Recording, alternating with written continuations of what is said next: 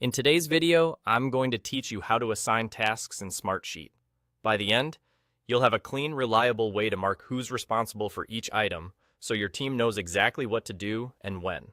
Start by opening the Smartsheet you want to work with. Make sure you're in the correct sheet where your tasks already live. You'll need permission to edit columns, since we're going to create a dedicated place for assignments. This keeps your data tidy and makes it much easier to sort, filter, and report on who owns each task. Next, add a new column to your sheet. You can create it alongside your task or status columns so it's easy to scan. When the new column prompt appears, choose Contact List as the column type. This is important.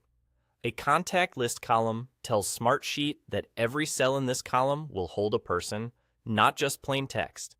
Give the column a clear, recognizable name. Something like assignment or assigned to works great.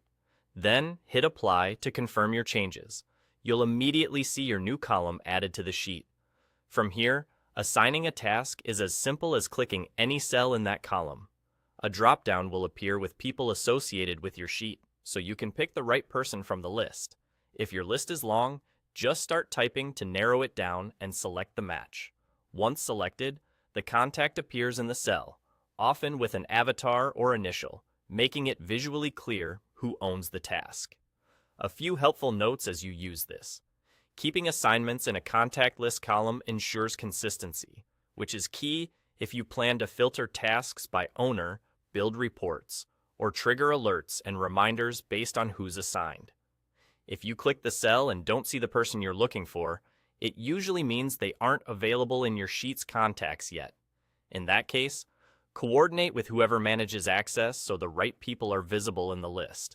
Also, if you ever need to rename the column later, you can do that without affecting the existing assignments. That's all there is to it.